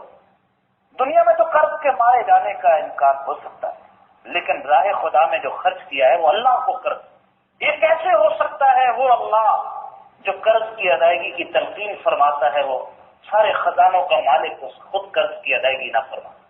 اللہ سبحانہ وتعالیٰ بڑھا چڑھا کر 700 گنا سے بے شمار گنا تک اللہ تعالیٰ واپس کرنے والی ذات، اس لیے اگر تم نے ایسا کیا میں تمہارے گناہوں کو مٹا دوں گا، تمہیں ایسی جنتوں میں داخل کروں گا جس کے نیچے سے نہریں جاری، اور جنہوں نے اس کے بعد ناشکری کی وہ سیدھے راستے سے بھٹک گئے۔ چنانچہ نتیجہ یہ نکلا فَبِمَا نَقْضِهِمْ مِيثَاقَهُمْ، اللہ نے تو وعدہ لیا تھا ان انعامات کی بارش فرما کر، انہوں نے اس وعدے کو توڑ دیا، فرمایا ہم نے ان پر لعنت نازل کی، ان کے دلوں کو سخت بنا دیا۔ جب دل سخت ہوتے ہیں پھر ہدایت کی کوئی بات اثر نہیں کرتی، پھر بات سمجھ میں نہیں آتی۔ یہ اللہ کے عذاب کی پکڑ کی پہلی نشانی، جیسے خدا نہ خواستہ کسی کی بھوک مر جائے، آپ میں ڈاکٹر حضرات بھی تشریف فرمائیں، اگر کسی کی نیند اڑ جائے، سارے ہیلے کریں اور نیند نہ آئے تو یہ پیش خیمہ ہے، تو بڑی بیماری جنم دینے میں، ایسا ہے یا نہیں؟ یہ جو نیند اڑی کو سبب خدا نہ خواستہ کوئی ہارٹ کا مسئلہ، کوئی اور کوئی بڑا مسئلہ نہ ہو پیدا ہو جائے، کیوں نہیں نیند آ رہا؟ تو فرمایا کہ یہ تمہاری جو حالت ہوگی، تمہارے دل سخت ہو گئے، اس سختی کا نتیجہ یہ کہ تم نے اللہ تعالیٰ کے کلمات میں تحریف شروع، اپنی رائے، اپنے مطلب، خود نہیں بدلتے قرآن بدل دیتے، بجائے اس کے کہ اپنے آپ کو قرآن اللہ کی کتاب کے تابع کرتے، اپنی خواہشات کے تابع اللہ کی کتاب کو کرنا شروع کر دیا۔ نسو حظا مما ذکروا بہ، ان نصیحتوں کو بھلا دیا جن کو جو یاد دلائے۔ فرمایا کہ اس کا نتیجہ یہی وہ چیزیں تھی جس کی بنیاد پر اللہ سبحانہ و تعالیٰ کی پکڑ ان پر نازل ہوئی اور وہ اللہ تعالیٰ کے غضب اور غصے کا شکار۔ اس کے باوجود اسی طرح نصارہ کو دیکھ لیجیے، وہ شرک کا ارتکاب کی، اس کے باوجود ان کے دعوے یہ تھے ہم اللہ سبحانہ و تعالیٰ کے بڑے پیارے بندے ہیں۔ وقالت الیہود والنصارى، یہودیوں کے یہ حرکات اور نصارہ کا یہ غلو محبت میں شرک کی حد تک کہتے جی ہم، جس کو ہم پنجابی میں کہہ سکتے ہیں اسی سے پہنچے ہوئے ہیں جی، نحن ابناء اللہ واحباؤہ، ہم تو اللہ کے بیٹے ہیں، اللہ کے محبوب ہیں، ہماری کوئی نہیں ٹالتا، ہم جو کہتے ہیں وہ ہو کر رہتا ہے۔ نحن ابناء اللہ واحباؤہ، یہ یہود اور نصارے کہتے ہیں۔ قل فلم يعذبكم بذنوبكم بل انتم بشر ممن خلق يغفر لمن يشاء ويعذب من يشاء وللہ ملک السماوات والارض وما بینہما والیہ المصیر۔ فرمایا کہ اگر تم اتنے پیارے ہوتے پھر تم اللہ کے عذاب اور غصے اور اس کی گرفت میں کیوں آتے؟ تم پر اللہ کے عذاب نازل ہوئے اور تم اللہ تعالیٰ کی گرفت میں آ گئے ہو۔ تمہارے یہ دعوے خالی زبان کے دعوے، ان چیزوں سے اللہ کے محبوب نہیں بنو گے جب تک کہ اللہ تعالیٰ اور اس کے رسولوں کے احکام کی اتباع نہیں کرو۔ اس کے بعد اگلی آیت میں 8ویں رکوع میں اللہ سبحانہ و تعالیٰ نے حضرت موسیٰ علیہ السلام کے واقعے کو ذکر فرمایا، چونکہ بنی اسرائیل پر انعامات کا بیان چل رہا ہے۔ وہ وقت یاد کرو جو حضرت موسیٰ علیہ السلام نے اپنی قوم سے کہا تھا بھی اللہ کے انعام کو یاد کرو، تم میں اللہ نے نبی بھیجے، تمہیں اللہ تعالیٰ نے بادشاہ بنا دیا اور تمہیں وہ انعامات دیے ما لم یؤتی احدا من العالمین، جو جہان والوں میں کسی کو نہیں۔ اب واقعہ یہ ہوا جب یہ قوم فرعون کے لشکر سے بچ کر میدان طی میں آئی، حکم یہ فرمایا گیا تم اپنی زمین میں جاؤ، اپنے ملک میں پہنچو، ارض مقدس فلسطین کی زمین میں جاؤ، اور وہ زمین اللہ نے تمہارے لیے لکھ دی، تمہاری ہوگی، پیچھے نہیں لوٹنا واپس ورنہ تم خسارے میں مبتلا ہو جاؤ۔ وہ قوم کہنے لگی دیکھو اتنے انعامات، ابھی نجات دی، اللہ کی مدد کے مناظر اپنی آنکھوں سے دیکھے، کہنے لگے ہم نہیں جہاد کر سکتے۔ ان فیہا قوما جبار، سپر پاور ہے جی، ان فیہا قوما جبارین، بڑے زبردست قسم کے قوم عمالقہ کے لوگ رہتے ہیں۔ وَإِنَّا لَن نَدْخُلَهَا حَتَّى يَخْرُجُوا مِنْهَا، ہم نہیں، جب تک وہ نہیں نکلیں گے ہم اس شہر میں نہیں جا سکتے، اگر وہ نکل جائیں گے پھر ہم فَإِنَّا دَاخِلُونَ، ہم چلے جائیں گے۔ دو بندے ایسے بھی تھے، ہر قوم کے برے لوگوں میں بزدلوں میں کچھ بہادر بھی ہوتے، کچھ نیک بھی ہوتے، ان کو سمجھانے لگے اللہ کے بندو، اللہ تم دروازے میں داخل ہو جاؤ، جب داخل ہوں گے تم ہی غالب ہو کر رہو گے، اور اللہ پر بھروسہ کرو اگر تم ایمان والے ہو۔ انہوں نے صاف انکار کر دیا، قالوا یا موسیٰ انا لن ندخلها ابدا، اے موسیٰ ہم تو ہرگز نہیں داخل ہوں گے شہر میں جب تک وہ بندے موت، ہم نہیں لڑ سکتے۔ اللہ کی نصرت کے وعدے، پیغمبروں کی زبانی، ساری چیزیں ہو رہی، لیکن اس کے باوجود وہ ڈر رہے ہیں، بزدل ہے، قوم عمالقہ سے جہاد نہیں کر۔ صاحب کہہ دیا فذهب انت وربک، آپ جائیے اور آپ کا رب جائیے، فقاتلا، جا کر لڑو، آپ جانو، آپ کا رب جانے، آپ کا مولوی جانے، انہیں کے کام، ہمارا کام نہیں، ہمارا کام تو انا ہاؤنا قاعدون، ہم تو ادھر بیٹھے، ہم نہیں جا سکتے۔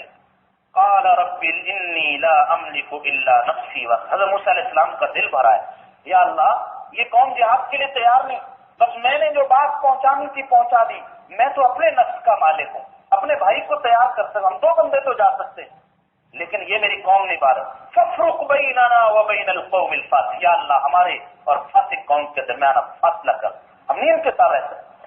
قال فإنها محرمة علیہم، جانا چاہتے تھے، اللہ تعالیٰ نے یہ عذاب دیا کہ میدان طی میں ان کو باوجود وسعتوں کے راستہ کشادہ ہونے کے 40 سال تک اس میں قید کر دیا، 40 تک، وہ وہی میدان کو سب جیل بنا دیا، کسی جگہ قید کرنے کے ساری رات سفر کر رہے ہیں، نکل رہے ہیں، صبح دیکھتے وہیں کھڑے، ساری رات گھوم رہے ہیں، نکل جائیں گے، میدان ختم ہونے کا 40 سال تک اس میدان میں گھومتے رہے۔ فرمایا ہم نے وہ زمین پر 40 سال کے لیے حرام کر دی، اس میں داخل نہیں ہوتے، یتیہون فی الارض، اسی لیے اس کو بعد یتی کا، اسی میں گھومتے رہیں گے سرگرداں اور پریشان نہیں۔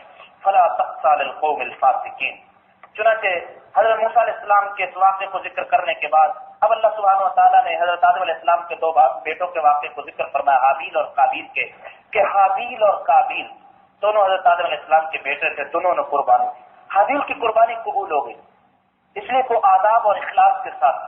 قابیل کی قربانی قبول نہیں ہوئی. جو قربانی قبول نہیں ہوئی وہ حابیل کا دشمن ہو گیا. حابیل نے سمجھایا کہ میرے بھائی تم استغفار کرو، اللہ سے معافی مانگو. جب عبادت قبول نہ ہو، یاد رکھو بڑی فتح کی بات ہے، جب عبادت کے بارے میں شبہ ہو یا کوتاہی ہو جائے، بعد میں استغفار کرنے سے وہ عبادت قبول ہو جاتی. اسی لیے نماز کے بعد 3 مرتبہ استغفار رہتا ہے. حضرت صلی اللہ علیہ وسلم بعض روایات میں بندہ نماز پڑھنے کے بعد 3 مرتبہ کہتا ہے استغفر اللہ استغفر اللہ استغفر اللہ. اس کی نماز کی کوتاہیوں کو اللہ معاف فرما کر اس کی عبادت کو قبول فرما. تو حابیل نے سمجھایا میرے بھائی تم یہ کیا کر رہے ہو، تم ایسا کرو، تم اللہ سبحانہ و تعالیٰ کا تم استغفار کرو، تم اللہ کا شکر کرو، تمہاری بھی اللہ قربانی کو قبول. وہ کہنے لگا نہیں میں تو تمہیں قتل کروں. حابیل نے جواب دیا سنو، اگر تو میرے قتل کا ارادہ کرتا ہے میں بھی تمہارا مقابلہ کر سکتا ہوں، لیکن میں تمہیں قتل نہیں کروں گا، میں قتل ہو جاؤں لیکن اللہ سبحانہ و تعالیٰ کے سامنے کل قیامت کے دن تمہیں لا کھڑا کروں. یہ میرا قاتل ہے. انی اخاف اللہ رب العالمین، میں رب العالمین سے ڈرتا ہوں. دیکھو ایک قتل کا ارادہ کرنے والا ہے، لیکن حابیل نے اپنے ہاتھ کو روک لیا. انی اريد ان تبوء باسمی واسمک فتکون من اصحاب النار وذلك جزاء الظالمین. چنانچہ حابیل کو قتل کر دیا. بعد حدیثوں میں آتا ہے سب سے پہلا قتل جو روئے زمین پر ہوا یہ، اور حدیث میں آتا ہے دنیا میں جتنے قتل ہوتے ہیں اس کا وبال قابیل کی گردن پر بھی ڈالا جاتا، اس لیے کہ اس نے قتل کی ایک رسم کو جاری کیا. حدیث میں آتا ہے جس بندے نے کوئی اچھی بات جاری کی، نیک خیر کا کام جاری کی، وہ جب تک ہوتا رہے گا اس پر جتنے عمل کرنے والے سب کا ثواب اس کو ملتا ہے. اور جس نے کوئی بری رسم ایجاد کر دی، کوئی برا طریقہ ایجاد کر دیا، جب تک وہ بری رسم جاری رہے گی اس پر عمل کرنے والے موجود رہیں گے، ان تمام کا وبال اس ایجاد کرنے والے کی گردن پر بھی ڈالا جائے. چنانچہ حابیل اور قابیل کے قصے کو ذکر فرمایا کیونکہ وہ حسد کا شکار ہوا. بجائے اس کے کہ وہ تقوی اور استغفار کا راستہ اختیار کرتا، اس نے حسد کا راستہ اختیار کیا. اللہ سبحانہ و تعالیٰ کے غضب اور غصے کا وہ شکار ہوا. آگے چل کر اللہ سبحانہ و تعالیٰ نے والسارق والسارق فاقطعوا ایدیہما جزاء بما کسبا نکالا من اللہ کہہ کر حدود اللہ میں سے حد سرقہ کو بیان فرما کہ تم چور کے ہاتھ کاٹ دو. اگر کوئی چور چوری کرنے والا ہو اس کی خاص مقدار ہے جو شریعت میں 10 درہم مقرر کی. اگر کوئی اتنی مقدار کی چوری کر لے اور پکڑا جائے یا اقرار کر لے اور گواہ موجود ہو، اقرار کر لے یا اقرار نہیں کرتا گواہ موجود ہو، عادل گواہ، پوری تحقیق کے بعد اس چور کے ہاتھ کاٹ دو. چنانچہ اللہ سبحانہ و تعالیٰ نے اس کی سزا ذکر فرمائی. اور یاد رکھیں اللہ کا یہ نظام سزا بڑا ہی عادلانہ نظام، وہ بہت ہی انصاف والا نظام. ایک کے ہاتھ کٹنے سے اگر کروڑوں کے اموال، عزتیں، جان مال محفوظ ہو جائے یہ نفع کا سودا ہے. آج یہ چیزیں نہیں، اس لیے وہ بھی کٹ رہا ہے اور معصوم بھی کٹ رہے ہیں. وہ بھی لوٹ رہا ہے، وہ بھی کسی نہ کسی گولی کا شکار ہو جاتا ہے. جن کی مال، عزت، جان آبرو محفوظ معصوم ہے وہ بھی اسی دہشت گردی کا شکار ہو. اس کی وجہ یہ ہے کہ اللہ تعالیٰ کی یہ جزا و سزا جن ملکوں میں یہ نافذ ہے وہاں بہت کم کرائم. آپ سعودی عرب میں دیکھیں سونے کی دکانیں کھلی ہوئی اور وہاں چادریں ڈال کر چلے جاتے. شاید چادریں اب ڈالتی ہوں، پہلے چادریں ہی نہیں ڈالتے. یہ حال تھا، ہو سکتا آپ نہیں منظر، اس لیے کہ جرم اس کی سزا کا یہ نظام اور یہ جو جرائم کی بہتات ہے یہ اس وجہ سے ہے کہ وہاں یہ سزا کا نظام نافذ. اللہ سبحانہ و تعالیٰ نے اس نظام کو یہاں ذکر فرمایا. فسادیوں کو 2 بڑے گروہوں منافقین اور یہود کا دوبارہ ذکر کیا گیا. اسی طرح نصارہ کی گمراہیوں کا بھی ذکر کیا. چنانچہ آگے چل کر اللہ سبحانہ و تعالیٰ نے فرمایا یہودیوں کے بارے میں سماعون للکذب، یہ ہر جھوٹ کی بات کو سننے والے ہیں. اکالون للسحت، ہر ناجائز اور حرام مال کو کھانے والے. فإن جاءوك فاحكم بينهم أو أعرض عنهم وإن تعرض عنهم فلن يضروك شيئا. اے پیغمبر صلی اللہ علیہ وسلم اگر آپ کے پاس جاتے ہیں آپ ان کے درمیان حق کے مطابق فیصلہ کیجیے. اگر آپ ان سے اعراض بھی کر لیں یہ آپ کا کچھ بھی نقصان نہیں کر سکتے، آپ کو کچھ بھی یہ کسی طرح کا بھی نقصان نہیں پہنچا سکتے. ہم نے ان کو تورات عطا کی، اس میں ہدایت کی اور نور کی باتیں اتاری. اور فرمایا کہ یحکم بها النبیون الذین اسلموا للذین هادوا والربانیون والاحبار بما استحفظوا من کتاب اللہ وکانوا علیہ شہداء. ہم نے جو کتاب کے احکام اتارے انبیاء علیہ السلام اسی طرح اس احکام کتاب کے مطابق فیصلے کرتے رہے. اسی طرح جو ربانیین اللہ والے تھے، علماء تھے، اور وہ اللہ کا خوف اور تقوی رکھنے والے تھے، وہ بھی اسی قرآن کی وہ اللہ تعالیٰ کی اس کتاب کے مطابق فیصلے کرتے رہے. چنانچہ قرآن کریم کے مزاج کو بھی ذکر فرمایا کہ ہم نے قرآن کریم کو فرمایا کہ اس میں جتنے بھی احکام اتارے ہیں اور قرآن کی جتنی بھی تعلیمات ہے یہ پہلی کتابوں کی محافظ. پہلی کتابیں تو تفصیل ہوگی، بڑی پتے کی بات فرمائی، ان کے اندر تحریر کر دی گئی.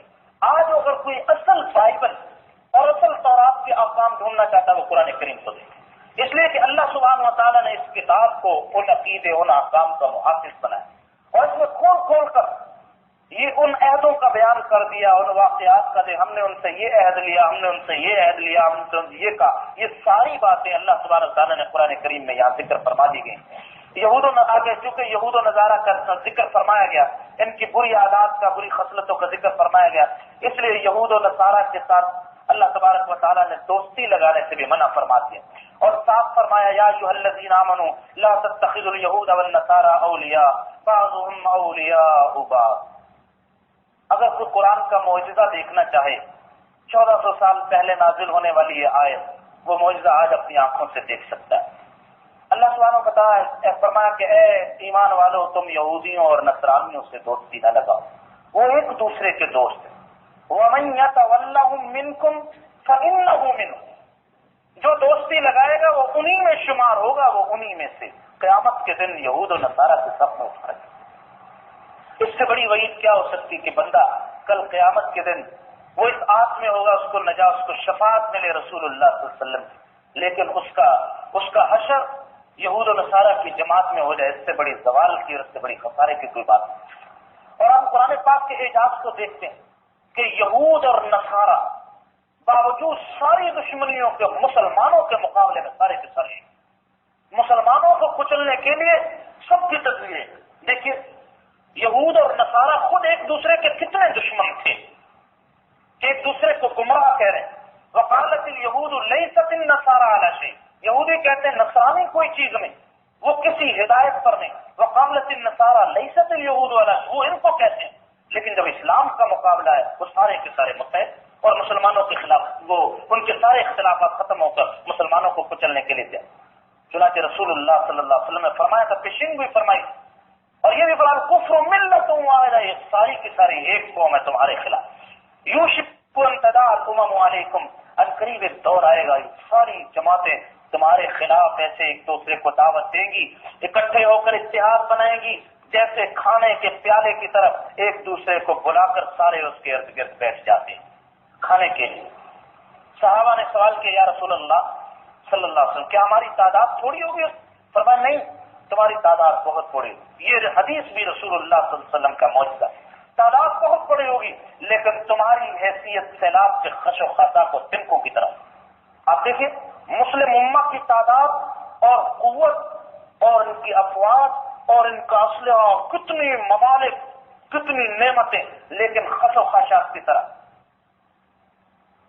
صحابہ نے سوال کیا یا رسول اللہ یہ کیوں ہوگا؟ فرمایا اس وجہ سے ہوگا، تمہاری تعداد بہت ہوگی لیکن اللہ تمہارے دلوں میں وہن ڈال دیں گے، تمہارا روگ ان کے دلوں سے نکال دیں گے. صحابہ نے سوال کیا یہ وہن کیا چیز؟ فرمایا یہ دل کی بیماری، حب الدنیا و کراہیت الموت، یہ دنیا کی محبت اور موت کو ناپسند سمجھنا. جب موت کو ناپسند یعنی اللہ سے ملنے کو ناپسند سمجھو گے، آخرت کو جنت تمہارا آئیڈیل، تمہارا مقصود نہیں ہوگی اور دنیا ہی سب کچھ، یہی رہنا، سب کچھ یہ کچھ کرنا. پھر اس کی عبادت کے لیے جو تم سے تدبیریں ہو سکے، چاہے ان سے کوئی معاہدات کرنے ہو، چاہے ان سے دوستی کی پینگیں بڑھانی، جو کچھ کرنا ہوگا تم کرو گے. یہ سارا وبال اس کی وجہ سے ہوگا، تم دنیا سے محبت کرتے ہوگے اور اسی طرح تم موت کو ناپسند سمجھتے ہو. چنانچہ یہود و نصارہ سے دوستی کو منع فرمانے کے بعد آگے قرآن کریم نے ارتداد کا ذکر فرمایا، مرتد ہونے کی سزا ذکر فرمائی. اے ایمان والو جو بھی تم میں اپنی دین سے پھر جائے گا، یہ پرواہ نہ کرنا تم دین پر کوئی احسان کرنے والے نہیں ہو. ہم مومن ہو کر اللہ اور رسول پر احسان کرنے والے نہیں. اگر تم دین سے پھر جاؤ گے تو اللہ کو کوئی پرواہ نہیں. اللہ تعالیٰ ایسی قوم کو لے آئیں گے جو تم اللہ ان سے محبت کرتے ہوں گے وہ اللہ سے محبت کرتے. آپ پچھلے احکام کو دیں. یہود و نصارہ کی دوست, یہ بھی دین سے عملی طور پر پھرنا ہے, عملی طور پر. اور خدا نہ خواستہ دین اسلام کا انکار کرنا نہیں, عقیدے کے اعتبار سے پھرنا اور کفر کے اندر داخل ہے. اس کا ایک وبال تو یہ ہوگا کہ اللہ تعالیٰ سارے اعمال کو ختم کر دے, اور آخرت کا وبال یہ ہوگا ہمیشہ ہمیشہ کے لیے اس کے لیے نارے جہنم. فرمایا کہ اب ان آیات کا ترجمہ ملاحظہ فرمائیے. اے ایمان والو, جو بھی تم میں سے دین سے پھرے گا, چاہے سارے دین سے پھر جائے یا دین کے کچھ حصے کو چھوڑ دے, اللہ ایسی قوم کو لائیں گے جن سے اللہ کو محبت ہوگی. وہ یحبون, وہ بھی اللہ سے محبت کرتے ہوں گے, اللہ کے لیے پروانے اور دیوانے ہوں گے. اذلۃ علی المؤمنین, مومنین کے لیے وہ بڑے نرم گوشہ رکھنے والے ہوں گے. عزۃ علی الکافرین, کافروں کے بارے میں بڑے سخت ہوں گے. یجاہدون فی سبیل اللہ, اللہ کی راہ میں جہاد کریں گے. ولا یخافون لومۃ لائم, اور وہ کسی ملامت کر کے ملامت کی پرواہ نہیں کریں گے. ان کے پیش نظر صرف اللہ کی مرضی اور اللہ کی رضا ہوگی. ذالک فضل اللہ یؤتیہ من یشاء, یہ اللہ کا فضل ہے جس کو چاہتے عطا فرماتے ہیں. اور اللہ تعالیٰ بڑے وسیع علم والے ہیں, اللہ کا علم بہت وسیع ہے, جس کو چاہے اپنے دین کی نصرت کے لیے منتخب فرما. اس لیے دین کا کام کرنا یا دیندار ہونا یہ ہمارا احسان نہیں بلکہ اللہ سبحانہ و تعالیٰ کا ہے. اس لیے مولانا حافظ شیرازی فرماتے ہیں, منت منے کہ خدمت سلطان علی کنی, منت شناس کے ازو بخدمت بتاشتا. احسان نہ جتلاؤ کہ بادشاہ کی تم خدمت کر رہے ہو, منت منے کہ خدمت سلطان, ہمارے لیے سلطان اللہ سبحانہ. یہ احسان نہ کرو کہ اللہ کی اس کے دین کی خدمت کرو, احسان جانو کہ اللہ نے تم سے اپنے دین کی خدمت لے لی. احسان جانو کہ اللہ نے دین کی خدمت کے لیے منتخب فرما دیا. آگے چل کر اللہ سبحانہ و تعالیٰ نے پھر احکام کو ذکر فرمایا. چونکہ ارتداد کا بیان تھا اور کفر کی مذمت ذکر فرمائی گئی, مزید احکام کو ذکر فرماتے ہوئے فرمایا, یا ایھا الذین آمنوا لا تتخذوا الذین اتخذوا دینکم ہزوا ولعبا من الذین اوتوا الکتاب من قبلکم والکفار اولیاء. اے ایمان والو, تم ان لوگوں کو جنہوں نے اپنے دین کو مذاق بنا لیا اور کھلونا بنا لیا, جنہوں نے دین کو مذاق اور کھلونا بنایا, اسی طرح کفار, ان کو تم دوست نہ بناؤ. اس کا نتیجہ یہ نکلے گا, جب تم ان کے ساتھ دوستی کرو گے دلی محبت ہو جائے گی, تمہارے اندر ارتداد کے دین سے پھرنے کے جراثیم پیدا ہو, تم بھی دین کو کھلونا بنا لیں. اگر وہ دین کا مذاق اڑا رہے ہیں تم بھی اس مذاق میں شامل, نتیجہ یہ نکلے گا کہ تمہارے اندر سے ایمان کا نور ختم ہو جائے, ایمان نکل جائے. اس لیے واتقوا اللہ ان کنتم مؤمنین, تم اللہ سبحانہ و تعالیٰ سے ڈرو اگر تم ایمان رکھنے والے ہو. وَإِذَا نَادَيْتُمْ إِلَى الصَّلَاةِ اتَّخَذُوهَا هُزُوًا, ان کا حال یہ ہے جب تم ان کو نماز کے لیے بلاؤ وہ اس کو مذاق بنا لیتے ہیں اور اس کو کھلونا نماز کے لیے بلاؤ. آج بھی کسی کو نماز کا اللہ تعالیٰ معاف فرمائے. حضرت صلی اللہ علیہ وسلم نے قرآن میں اس لیے تو باتیں ذکر کی, مسلمان ان باتوں سے, کسی کو نماز کی دعوت ہے جاؤ اپنا کم کر, دفتر میں آپ کہہ دیں اپنے جونیئر کو بھی کہہ دیں, وہ بھی دیکھو کیسی بات ہے, بجائے اس کہ ہاں میں نماز کے لیے آتا. جو فکر والے ہو تو کپڑوں کو عذر کریں, کپڑے پاک لیں. باقی جن کو جو اللہ تعالیٰ معاف کرے زیادہ جری اور بے باک ہوتے ہیں وہ نماز کا, اذان کا, مسجد کا مذاق اڑانے لگے. وہ باتیں وہی پیدا ہو رہی. چنانچہ ذلت کے اسباب بھی اللہ تعالیٰ کی قرآن پاک کی تعلیمات کو چھوڑ دیں. فرمایا کہ لولا ينهاهم الربانيون والاحبار عن قولهم الاثم واكلهم السحت لبئس ما كانوا يصنعون. کیوں نہیں علماء ربانیین, اب علماء کو جھنجھوڑا جا رہا, کیوں نہیں روکتے ان کو گناہ کے کام کرنے سے اور سود کھانے سے, کیوں چپ ہو گئے, کیوں ان کی ہاں میں ہاں ملا, حق کو بولنے کے لیے ان کی زبانیں گم کیوں ہیں, کیوں نہیں ثابت. کتنے ایسے جب بس خاموشی کے ساتھ کوئی ان کو حق کی بات نہیں بتا, سود, گناہ, کیا حلال کیا حرام, اس کے بارے میں کیوں نہیں چپ, اس کی تبلیغ کیوں نہیں کرتے. چنانچہ اللہ سبحانہ و تعالیٰ نے خاص طور پر وسلم کو یہ حکم فرمایا گیا, یا ایھا الرسول بلغ ما انزل الیک من ربک فإن لم تفعل فما بلغت رسالہ واللہ یعصمک من الناس ان اللہ لا یہدی القوم الکافرین. اے ہمارے رسول آپ اس قرآن کو جو آپ کی طرف اتارا گیا جو احکام اس کو پہنچائیے، اگر آپ نے ایسا نہ کیا تو آپ نے اپنی رسالت کا پیغام نہ پہنچایا۔ واللہ یعصمک من الناس، اللہ آپ کو تمام لوگوں سے بچائیں گے، کوئی آپ کا نقصان نہیں کر سکتا، آپ کا بال نیکا نہیں کر سکتا۔ اور حضرت صلی اللہ علیہ وسلم نے اپنا پیغام پہنچایا۔ حجۃ الوداع کے موقع پر سب نے گواہی دی کہ اللہ کے رسول آپ نے نہ صرف پیغام کو پہنچایا بلکہ آپ نے پہنچانے کا حق ادا کر دیا۔ اللہ سبحانہ و تعالیٰ نے حلت و حرمت کے احکام میں چند باتوں کا اور ذکر فرمایا کہ ہم نے تمہارے لیے شراب کو، جوئے کو اور ان بتوں کی قربان گاہوں کو جہاں جانور ذبح کیے جاتے تھے اور بتوں کو، ان ساری چیزوں کو حرام کر دیا۔ یہ چیزیں رجس من عمل الشیطان، یہ شراب، جوا، پانسے اور یہ ساری چیزیں یہ گندگی ہیں، شیطانی اعمال ہیں، لہذا تم ان سے اجتناب کرو تاکہ تم فلاح پا جاؤ۔ یہاں بہت سارے لوگوں کو اشکال ہوتا ہے، آپ نے بھی سنا کہتے ہیں شراب کی حرمت قرآن میں لکھا ہے، کہاں اللہ تعالیٰ نے شراب کو حرام کہا؟ اللہ سبحانہ و تعالیٰ نے، سنے جی، شراب کو ناپاک کہا، رجس اور گندگی کا لفظ حرام کے لفظ سے کہیں زیادہ سخت لفظ، اور عمل شیطان کا۔ کوئی آدمی پوچھے اللہ کے بندے، قرآن صاحب کہہ رہا ہے یہ شیطانی عمل، کیا کوئی شیطان کا عمل حلال بھی ہو سکتا ہے؟ اور قرآن نے فرمایا یہ گندگی ہے، وہ کون سی گندگی ہے جو حلال؟ ساری گندگیاں حرام۔ پیشاب کا خانہ گندگی ہے، اس کے یہ بتلانے کی اب ضرورت نہیں کہ یہ گندگی ہے لہذا تم اس سے اجتناب کرو۔ ہر انسان عقل والا سمجھتا جب یہ گندگی ہے اس سے اجتناب لازم ہے، یہ حرام ہے۔ یاد رکھیں اس بات کو، گندگی اور حرام ہونے میں، حرام بعض چیزیں ہوتی ہیں لیکن ضروری نہیں کہ وہ گندی اور ناپاک بھی۔ جیسے خدا نہ خواستہ کسی کے پاس رشوت کے پیسے ہوں، اس کی جیب بھری ہوئی ہو، اس کی وہ جیب ناپاک نہیں، حرام ہے، وہ پیسے حرام، اگر اس حالت میں نماز پڑھے گا اس کی نماز ادا ہو جائے گی، لیکن اس کا گناہ الگ ہوا نماز۔ لیکن اگر گندگی ہوتی اتنی اس کی جیب میں، اس کی نماز ہی نہ ہوتی، نماز ہی ادا نہیں۔ اس لیے کہ نجس کا لفظ گندگی کا یہ اس سے یعنی حرام ہونے سے کہیں زیادہ سخت لفظ، اور ہم نے استعمال کہتے جی یہ دکھائے، بس یہ دکھائے۔ یہ تو ہر بندہ جو نفس کا اور خواہش کا بندہ وہ یہ کہہ سکتا ہے کہ نماز ہمیں یہ دکھاؤ کہ روزہ فرض ہے، کیونکہ وہاں تو لکھا اور روزہ لکھ دیا گیا، ہمیں یہ دکھاؤ کہ روزہ فرض، تو کیا کریں گے بس؟ اس لیے نفس بڑا ٹیڑھا ہے، اس کے ٹیڑھ کرنے کو دور کرنے سے جب تک یہ پاک نہیں ہوگا اللہ کو اس احکام کی ہدایت دل پر نہیں اترے گی۔ آخر میں جا کر اللہ سبحانہ و تعالیٰ نے پھر بنی اسرائیل کے میثاق کو اور انبیاء علیہ السلام کے، بنی اسرائیل کے انبیاء کی دعوت اور تبلیغ کو ذکر فرمایا۔ اس طرح یہ چھٹے پارے کا اختتام ہوا۔ فرمایا کہ لقد کفر الذین قالوا ان اللہ هو المسیح ابن مریم، ان لوگوں نے کفر کیا جنہوں نے یہ کہا کہ اللہ تعالیٰ وہی مسیح ابن مریم ہے۔ وقال المسیح یا بنی اسرائیل اعبدوا اللہ، حالانکہ حضرت مسیح نے تو یہ فرمایا تھا اے بنی اسرائیل تم ایک اللہ کی عبادت کرو جو میرا بھی رب ہے اور تمہارا بھی رب۔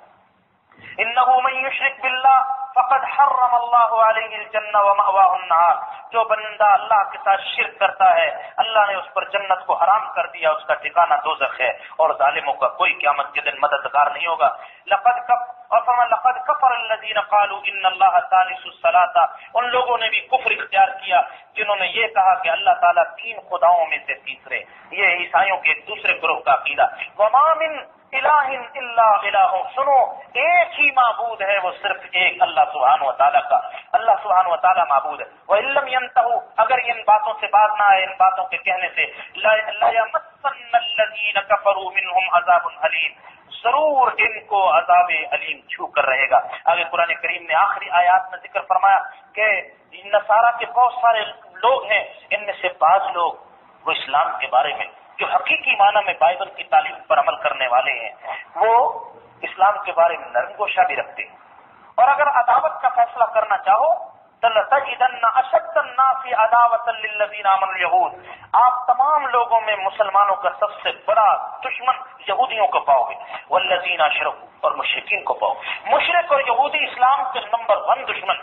وَلَتَجِدَنَّ فرمایا کہ وَلَتَجِدَنَّ أَقْرَبَهُم مَّوَدَّةً لِلَّذِينَ آمَنُوا، فرمایا ایمان والوں کے زیادہ قریب ان لوگوں کو وہ لوگ ہیں جو کہتے ہیں اِنَّا نَصَارَىٰ، ہم نصرانی، لیکن یاد رکھیے نصرانیوں سے مراد یہ نصرانی نہیں آج کی موجودہ نصرانیت کی دنیا، یہ بھی اپنے بغض و عداوت، چونکہ دہری ہے، ملحد ہیں، کتاب بائبل اصل تعلیمات کوئی ان کو ان چیزوں کی خبر نہیں، اس لیے قرآن ان نصارہ کی بات ذکر کی جو حقیقی معنی میں بائبل کی تعلیمات کو جاننے والے. ذالک بان منهم قسیسین ورهبانا وانهم لا یستكبرون. وجہ یہ ہے ان کا یہ پارا اس لیے ڈاؤن ہوا، ان میں قسیس موجود ہیں، علماء ہیں، صوفی ہیں، بزرگ ہیں، ان کو تلقین کرتے رہتے ہیں، لہذا وہ عداوت میں اتنے زیادہ سخت نہیں، ان کے اندر تکبر کی اتنی زیادہ. آگے قرآن کریم نے 7ویں پارے کے آغاز میں بھی انہی کا بیان فرمایا. اللہ سبحانہ و تعالیٰ مجھے اور آپ کو قرآن تعلیمات پر عمل پیرا ہونے کی توفیق عطا فرمائے. اللهم صل على سيدنا مولانا محمد وعلى ال سيدنا محمد كما صليت. یا اللہ یا ارحم الراحمین، جتنے حلال و حرام کے احکام ہم نے سیکھے اور پڑھے ہیں عمل پیرا ہونے کی توفیق عطا فرما. ہر قسم کی خواہش نفس سے اے اللہ محفوظ فرما. یا اللہ ہمارے اس درس کو اپنی رحمت سے قبول فرما. قرآن کریم کے انوارات، اس کی رحمتیں، اس کی بہاریں ہمیں نصیب فرما. وصلی اللہ تعالی علی نبینا و حبیبنا محمد وعلی آلہ وصحبہ.